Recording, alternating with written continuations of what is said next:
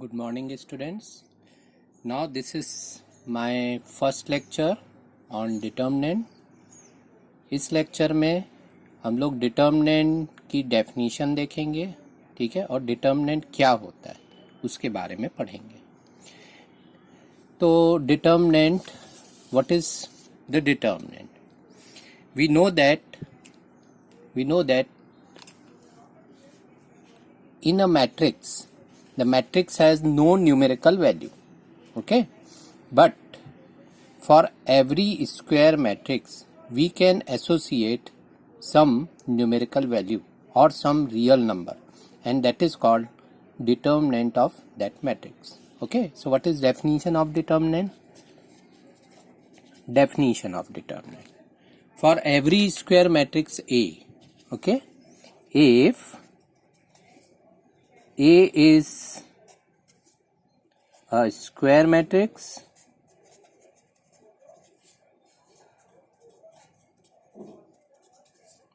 of order n, then determinant of matrix A is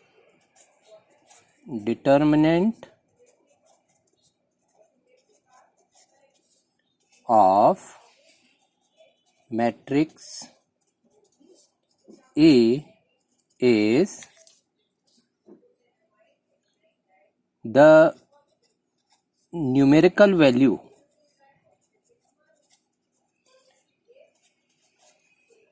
value associated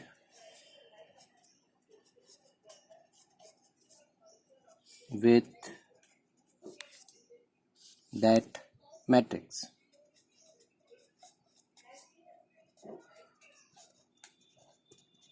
Okay, so what is important?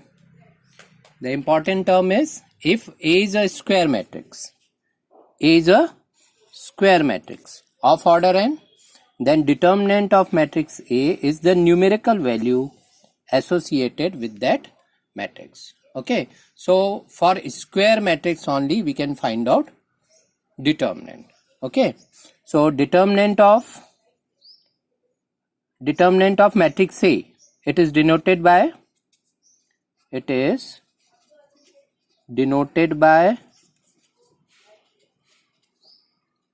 determinant A और determinant A.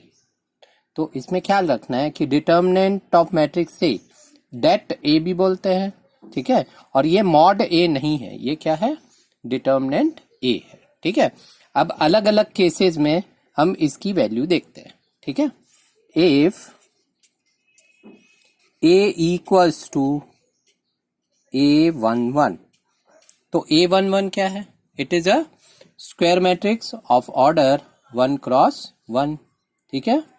Then determinant of A equals to A11, ठीक है, वो खुद उस element के equal होगा, ठीक है. For example, if matrix A equals to -3, है ना, it has only one element -3, that is also a matrix, its order is 1 cross 1, then determinant of A is -3, ठीक है. तो ये इस बात पे अपने को ख्याल रखना है कि डिटर्मिनेंट A जो है ये मॉड A नहीं है, ठीक है. तो अगर एक ही एलिमेंट है मैट्रिक्स में तो डिटर्मिनेंट A उस एलिमेंट के इक्वल हो जाएगा. अब देखो, अगर ऑर्डर 2 का स्क्वायर मैट्रिक्स है, ठीक है, if matrix A is A11, A12, A21 और A22, और इसका हमको डिटर्मिनेंट A निकालना है. तो डिटर्मिनेंट A लिखने का तरीका क्या रहता है? इसको हम दो वर्टिकल लाइंस के बीच में लिखते हैं एलिमेंट्स को, ठीक है. तो ये है A11, A12, A21 और A22, ठीक है. ये है डिटर्मिनेंट A. देखो, ये है मैट्रिक्स है और ये है डिटर्मिनेंट है, ठीक है. मैट्रिक्स है, it is an arrangement only, determinant A, it has some numerical value. Now how to find out numerical value of determinant A if it is of order 2 or 2 cross 2? तो वो निकालने का तरीका क्या है? प्रिंसिपल डायगोनल के elements को multiply करना है, ठीक है, माइनस सेकेंड डायगोनल के एलिमेंट्स, ठीक है। तो ये होगा A11 A22 माइनस A21 और A12 A21, ठीक है, A11 A22 minus A21 A12, ठीक है। ये हो गया डिटर्मिनेंट है। अगर ये कितने ऑर्डर का है? ऑर्डर 2 क्रॉस 2 का है, ठीक है। जैसे अगर हमने ले लिया A इक्वल्स टू 1 2 3 4, ठीक है। तो डिटर्मिनेंट ए क्या होगा? डिटर्मिनेंट ए ये हो जाएगा ऐसा 1 2 3 और 4, ठीक है। और इसकी वैल्यू कैसे फाइंड आउट करेंगे? Principal diagonal minus second diagonal. तो ये हो जाएगा 1 multiplied by 4 minus 3 multiplied by 2। तो ये मिलेगा हमको 4 माइनस 6 माइनस 2, ठीक है। तो ये मेथड होगी ऑर्डर 2 क्रॉस 2 के डिटर्मिनेंट को फाइंड आउट करने की, ठीक है। हाँ, अब यहाँ हम देखते हैं ऑर्डर 3 क्रॉस 3, है ना। ये ऑर्डर 3 क्रॉस 3 का मैट्रिक्स है। देखो ऑर्डर क्या है? 3 cross 3। It is a square matrix of order 3 cross 3. Okay, first row is A11, A12, A13. Second row is A21, A22, A23. Third row is A31, A32, A33. Now, determinant A can be written like this. Now, to find out the value of this determinant, we have to expand this determinant with respect to any row or any column. किसी भी रो या column के against में हम इसका expansion कर सकते हैं और हर एक केस में इसका जो आंसर रहेगा या इसकी जो वैल्यू रहेगी ये कैसी रहेगी? सेम रहेगी, ठीक है। तो अभी हम क्या करते हैं, इसको फर्स्ट रो के अगेंस्ट में इसका एक्सपांशन करते हैं। देखो ये फर्स्ट रो है, ये रो 1, ठीक है, ये हो गई रो 1, ठीक है। तो इसको रो 1 के अगेंस्ट में इसका एक्सपांशन करते हैं, ठीक है। तो एक्सपांशन करने का इसका तरीका क्या है, इसको थोड़ा सा ध्यान से देखना है, ठीक है। सो एक्सपेंडिंग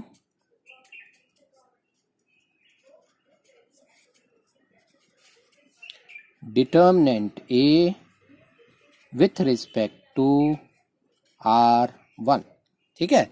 अब देखो इसमें हमको ये देखना है R1 के एलिमेंट्स कौन से हैं? A11, A12, A13, ठीक है।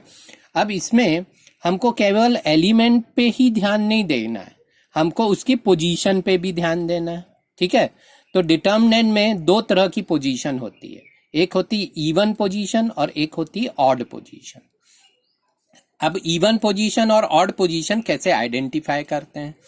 इसमें ये जो I और J है इसको ऐड करके देखो, 1 और 1 का एडिशन क्या आता है? 2, ठीक है।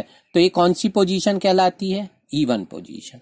A12, 1 और 2 का एडिशन क्या आता है? 3, तो ये कहलाती है ऑड पोजीशन। ये क्या कहलाएगी? Even position. ये क्या हो गई? Odd position, even position, odd position. तो जब भी हम एक्सपांशन करेंगे तो जैसे R1 के अगेंस्ट में करेंगे तो R1 के हर एक नंबर को, ठीक है, -1 पावर I प्लस J से मल्टीप्लाई करना पड़ेगा। यानी हर एक नंबर को उसकी पोजीशन के साथ मल्टीप्लाई करना है ना।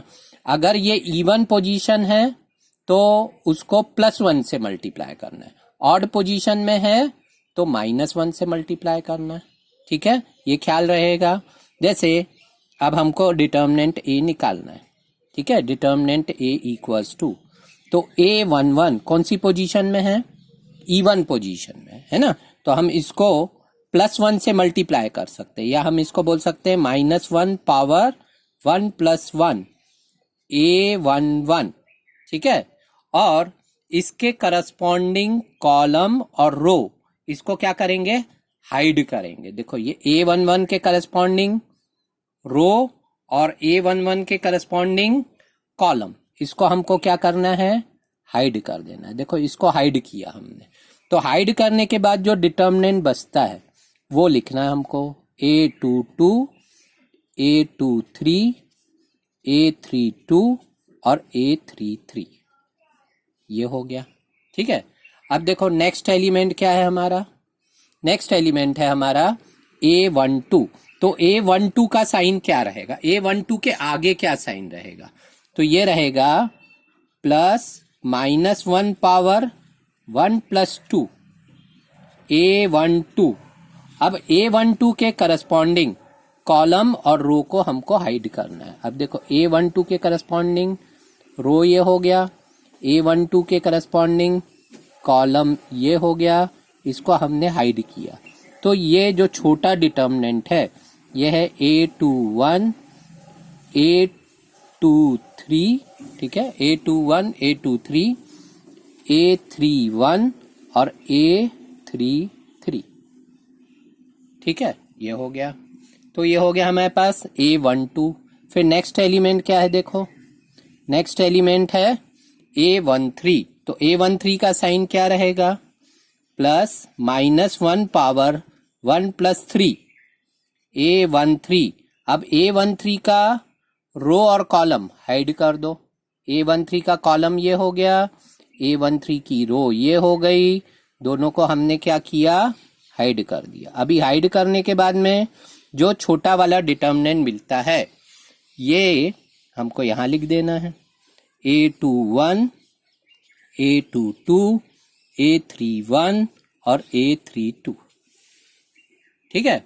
अब इसको हमको सॉल्व करना है, ठीक है। तो इसको सॉल्व करने के बाद में जो वैल्यू आएगी, अभी देखो यहाँ पे -1 पावर 1 + 1, देखो इवन पोजीशन में है तो -1 का स्क्वायर क्या हो गया, +1, A11, ठीक है।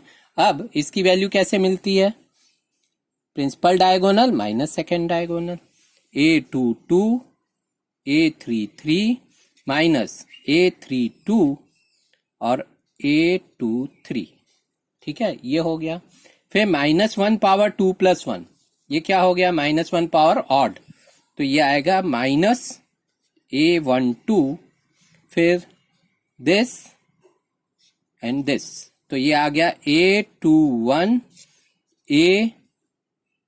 A33 माइनस A31 और A23, ठीक है, ये हो गया प्रोडक्ट।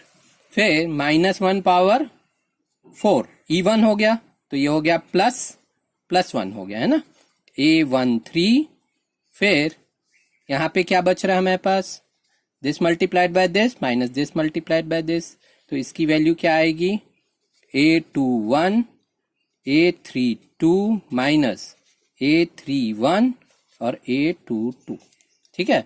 अब इस पूरे को जब हम ओपन करेंगे तो जो मिलेगा वो हो जाएगी डिटर्मिनेंट A की वैल्यू, ठीक है। और ये जो वैल्यू है ये डिटर्मिनेंट A की वैल्यू हो गई, ठीक है। ये वैल्यू किसी भी केस में, है ना, हम इसको with respect to first row करें या with respect to second row करें या with respect to third row करें या with respect to first column या सेकेंड कॉलम या थर्ड कॉलम, हर एक केस में ये वैल्यू कैसी रहेगी, सेम रहेगी, ठीक है। तो अभी इसको हम एक एग्जाम्पल से देखते हैं। हाँ, अब ये देखिए, ये 4.1 के 5th क्वेश्चन का फर्स्ट है, evaluate value of this determinant you have to find out. अब देखो इस डिटर्मिनेंट की वैल्यू हम with respect to any column any row ये निकाल सकते हैं, ठीक है। तो अभी हम इसको मान लो इसका हम एक्सपेंशन करते हैं विथ रिस्पेक्ट टू R1 किया, ठीक है, expanding with respect to R1, ठीक है। तो विथ रिस्पेक्ट टू R1 करने के लिए हमको R1 के एलिमेंट्स को देखना है, ठीक है। तो R1 के एलिमेंट्स क्या हैं हमारे पास, देखो R1 के एलिमेंट्स, ये हमारे पास R1 के एलिमेंट्स, ठीक है। तो अब यहाँ पे जो एलिमेंट है कौन सा इवन पोजीशन में है और कौन सा ऑड पोजीशन में है, तो देखो A11 में है तो ये इवन पोजीशन में, 1 + 1 क्या होता है 2, तो इसके आगे प्लस साइन लगेगा, इसके आगे माइनस साइन लगेगा और इसके आगे प्लस साइन लगेगा। यानी जब हम एक्सपांशन करेंगे तो हम इसको लिखेंगे प्लस का 3, यानी 3 मल्टीप्लाइड बाय ये कहलाता है माइनर, इस एलिमेंट का माइनर। फिर इसके आगे माइनस साइन लेना है तो माइनस ऑफ -1 और मल्टीप्लाइड बाय इसका माइनर, ठीक है। फिर इसका साइन क्या है, प्लस है, तो प्लस -2 और फिर इसका माइनर। अब देखो माइनर क्या होता है ना। तो अभी यहाँ पे हम देखते हैं 3 मल्टीप्लाइड बाय और 3 का माइनर है ना। अब 3 का माइनर क्या होगा, 3 को 3 मल्टीप्लाइड बाय 3 का माइनर। अब 3 का माइनर हमको निकालना है तो 3 के करस्पॉन्डिंग कॉलम और 3 के करस्पॉन्डिंग रो, इसको हमने हाइड किया। देखो 3 के करस्पॉन्डिंग कॉलम और रो को हाइड करो, क्या बच रहा है 0, -1, -5 और 0, ठीक है। फिर नेक्स्ट एलिमेंट क्या है -1, तो -1 का माइनर कैसे मिलता है, -1 के करस्पॉन्डिंग रो और -1 के करस्पॉन्डिंग कॉलम, इसको हमने हाइड कर दिया, ठीक है। तो देखो क्या बच रहा है हमारे पास 0, -1, 3, 0, ठीक है। फिर इसके बाद हम देखेंगे -2 के करस्पॉन्डिंग, -2 की पोजीशन यहाँ थी तो -2 के करस्पॉन्डिंग कॉलम और रो को हाइड किया, 0, 0 और 3, -5, ठीक है। तो अभी इसका हम एक्सपांशन कर देते हैं, तो ये हो गया 3 multiplied by this minus this, तो हो गया 0 -5 मल्टीप्लाइड बाय -1, ठीक है। Minus minus plus 1, this minus this, तो हो गया 0 -3 मल्टीप्लाइड बाय -1, ठीक है। फिर -2, फिर this minus this, so it is 0 multiplied by -5, 0 -3 multiplied bye 0, 0। देखो कितना आ रहा है, यह आ रहा है माइनस माइनस प्लस और फिर एक और माइनस, तो हो गया अपना 3 और इंटू -5 -15 आ गया, ठीक है। फिर ये हो गया +3 हो गया, तो ये आ रहा है -12, ठीक है। तो ये हमने एक्सपांशन किया विथ रिस्पेक्ट टू R1 किया है, विथ रिस्पेक्ट टू R1, ठीक है। अब इसी डिटर्मिनेंट का एक्सपांशन हम एक और तरीके से करके देखते हैं, ठीक है। तो ये इसी डिटर्मिनेंट को हम फिर से लिखते हैं 3, 0, 3, -1, 0, -5, -2, -1, 0, ठीक है। अब हम इसका एक्सपांशन करने की कोशिश करते हैं विथ रिस्पेक्ट टू, मान लो हम विथ रिस्पेक्ट टू C2 करते हैं ना, ये हो गया हमारे पास C2, ठीक है, ये है C2। मान लो हम इसको विथ रिस्पेक्ट टू C2 हमको एक्सपांशन करना है, ठीक है। तो अभी हमको C2 के एलिमेंट्स को देखने हैं। देखो C2 के एलिमेंट्स ये हैं, ठीक है। और C2 के एलिमेंट्स, तो यहाँ पे C2 के एलिमेंट्स लिखने हैं और कौन सी पोजीशन पे हैं ये हमको देखना। अब इसकी पोजीशन देखो, ये होता है A11, ये होता है A12, है ना। तो A12 है ना, यहाँ पे देखो ये वाला एलिमेंट क्या है अपना A12, ठीक है। फिर ये क्या होता है A21 और ये होता है A22, ठीक है।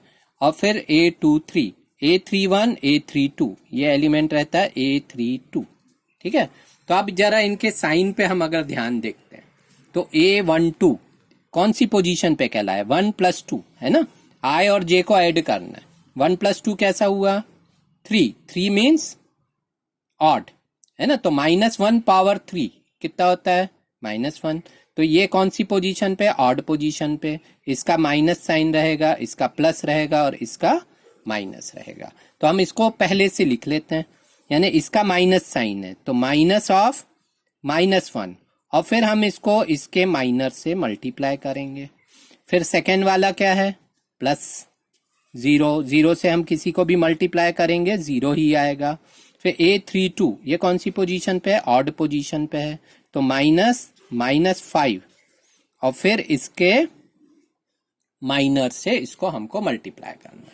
ठीक है, तो अभी यहाँ पे -1 को देखना है हमको, तो -1, अब -1 का माइनर कैसे मिलता है, -1 को हमको हाइड करना है। ठीक है, देखो -1 को हाइड कर दो, इसका रो और इसका कॉलम हाइड करो, -1 के करस्पॉन्डिंग रो और कॉलम हाइड करो। कौन सा डिटर्मिनेंट मिला हमको, 0, -1 और 3, 0। ये क्या कहलाया, -1 का माइनर कहलाया। ठीक है, अब देखो नेक्स्ट एलिमेंट क्या है, 0। हम with respect to C2 expansion कर रहे हैं, तो ये जो 0 है, 0 का माइनर निकालना है, तो इसके करस्पॉन्डिंग रो और कॉलम को हाइड करेंगे। देखो इसके करस्पॉन्डिंग रो ये हो गई और इसके करस्पॉन्डिंग कॉलम ये हो गया, है ना, इसको हमने हाइड कर दिया। देखो इसको हाइड किया तो कितना बच रहा है हमारे पास, बच रहा है, देखो ठीक से करो इसको हाइड, इसको हाइड करने पे हमारे पास क्या बच रहा है, 3।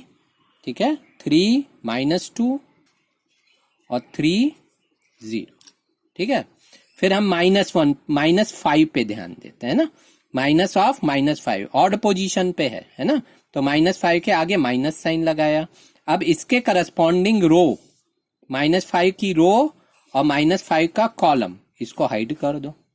देखो क्या बच रहा है हमारे पास, 3 -2 और 0 -1। ठीक है, इसको हाइड किया। अब देखो इसका एक्सपांशन करते हैं, ये हो गया -1 मल्टीप्लाइड बाय, ये हो गया principal diagonal minus second diagonal, 0 -3 multiplied by -1, ये हो गया। ठीक है, +0, 0 से कुछ भी वैल्यू निकालोगे 0 ही आएगा, तो इसको हम कैलकुलेट नहीं करते। +5 multiplied by principal diagonal minus second diagonal. ठीक है, तो 3 मल्टीप्लाइड बाय -1 -0 मल्टीप्लाइड बाय -2, तो देखो कितना आ रहा है, ये आ रहा है 3। ठीक है, +5 मल्टीप्लाइड बाय, ये हो गया -3, तो ये आ गया हमारे पास 3 -15, कितना आ गया, -12। अब देखो ये वाली वैल्यू और ये वाली वैल्यू, देखो दोनों वैल्यूज सेम है। ठीक है, तो डिटर्मिनेंट का एक्सपांशन हम किसी भी रो या किसी भी कॉलम के अगेंस्ट में करेंगे, you will get the same value. ठीक है, तो इसमें डाउट नहीं होना चाहिए हमको। अब देखिए ये एक क्वेश्चन है डिटर्मिनेंट का, है ना, find value of x if 3x x1 equals to 3 2 4 1। ठीक है, अगर ये क्वेश्चन मैट्रिक्स में रहता तो हम इक्वलिटी ऑफ मैट्रिक्स उसको यूज करते, तो ये क्वेश्चन वैलिड ही नहीं रहता, यहाँ पे x = 2 और x = 4 आता है। ठीक है, पर ये डिटर्मिनेंट का क्वेश्चन है, इसमें हम ऐसा कोई भी काम नहीं करेंगे कि इक्वलिटी करने लगे। दो डिटर्मिनेंट अगर इक्वल हैं, ठीक है, इसका मतलब ये जरूरी नहीं है कि उसकी वैल्यूज भी इक्वल होंगे। Okay, it is not necessary that their corresponding elements are equal. Okay, so two determinants are equal, it means their values are equal. So what will be the value of first determinant? To find out the value of first determinant, principal diagonal minus second diagonal, so it is 3 minus x square equals to principal diagonal minus second diagonal, 3 minus 8, so 3 cancelled out, so x square equals to 8, so x equals to plus minus root 8, so x equals to plus minus 2 root 2, so this will be the value. So in this way you have to calculate it. Okay, अब देखिए next जो question है, जो एक property का भी proof है ना, इसको हम देखते हैं। If matrix A is 1 1 2 0, okay, then what will be matrix 2A? matrix 2A क्या होगा? So how to find out matrix 2A? You have to multiply each element by 2. So when you multiply each element by 2, what you will get? 2, 2, 4, 0.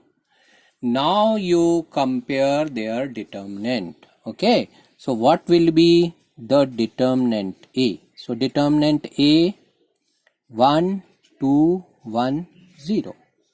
So it is principal diagonal minus second diagonal. So it will be 0 minus 2. Okay. Now you compare matrix 2A. Matrix 2A will be 2, 4, 2, 0. Okay. So how to find out its value? Principal diagonal minus second diagonal. So it will be 2 multiplied by 0 minus 4 multiplied by 2. So it is 0 minus 8. So minus 8. Minus 8. Okay. Now you can see that determinant of 2A equals to 2 raised to 2 and determinant of A. Is it correct?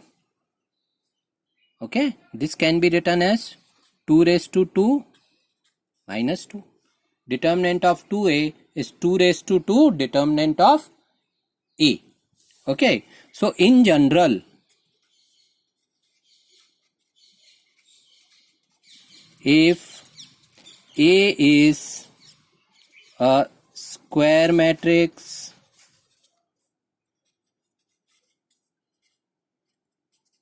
of order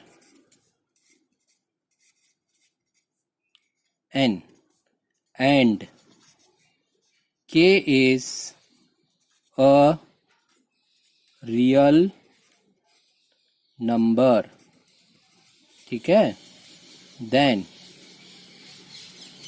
determinant of K into A equals to K raised to n determinant of A. ठीक है. तो अगर A order 3 का रहेगा तो यहाँ K raised to 3 आ जाएगा. A order 2 का रहेगा तो K raised to 2 आ जाएगा. ठीक है. तो ये एक प्रॉपर्टी हम आगे जब डिटर्मिनेंट की प्रॉपर्टीज डिस्कस करेंगे तो इसको भी हम डिस्कस कर लेंगे. ठीक है. अभी आपके लिए होमवर्क रहेगा एक्सरसाइज 4.1. ये आपको कंप्लीट करनी है. ठीक है. नेक्स्ट क्लास में अभी हम प्रॉपर्टीज ऑफ डिटर्मिनेंट लेंगे नेक्स्ट क्लास में. ओके.